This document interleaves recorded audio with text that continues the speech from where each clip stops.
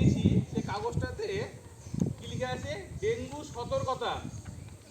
Dengue হচ্ছে একটা জ্বর। কি বললাম? ডেঙ্গু হচ্ছে একটা জ্বর। এই জ্বরটা মশা কামড়ালে হয়। কি বললাম?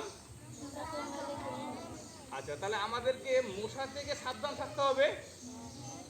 মশা আমাদেরকে কামড়ায়, রাত্রেবেলা যখন আমরা মশারি টাঙিয়ে ঘুমাবো তাহলে আমাদের মশা মশা কামড়াতে পারবে না।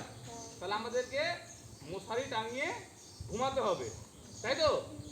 আর এই মশা থেকে যখন জ্বর হচ্ছে ডেঙ্গু জ্বর, ডেঙ্গু জ্বরটা কিন্তু খুব ভয়ানক জ্বর। এই জ্বর হলে কি হয়? আমাদের শরীরে গা হাতে যন্ত্রণা বেশি বেশি হয় এবং বমি বমি ভাব পাই, হাঁটুতে যন্ত্রণা হয় প্রচুর। হ্যাঁ, তো এই জ্বর হলে আমাদের শরীর প্রচুর পরিমাণে দুর্বল হয়ে পড়ে এবং এই জ্বরে আমাদেরকে সাধারণত যতটা জল খাওয়া প্রয়োজন তার থেকে আমাদেরকে 1 লিটার জল বেশি খেতে হবে। ঠিক আছে? তাহলে ডেঙ্গুটা আমাদের যে জ্বর, সেই জ্বরটা যে মশা থেকে হচ্ছে, সেই মশাটা কোথায় হয়?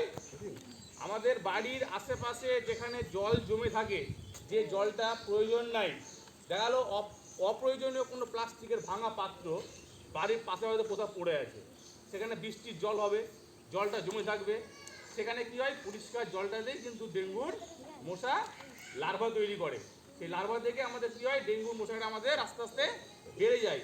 তাহলে আমরা চেষ্টা করব বাড়ির আশেপাশে যেন পরিষ্কার থাকে, অপ্রয়োজনীয় কোনো পাত্রে যেন জল জমে না থাকে, সেদিকটা আমাদের লক্ষ্য রাখতে হবে। আমরা প্রত্যেকেই নিজের নিজের বাড়িতে এবং আশেপাশে সেই জিনিসটা বলে দিব যেন অপ্রয়োজনীয় কোনো পাত্রে জল জমে না থাকে। এবং বাড়ির আশেপাশটা প্রতিদিন বা সপ্তাহে অন্তত একবার করে ঘুরে দেখে নিতে হবে যেন কোনো জায়গায় প্রচুর পরিমাণে আবর্জনা জমে আছে।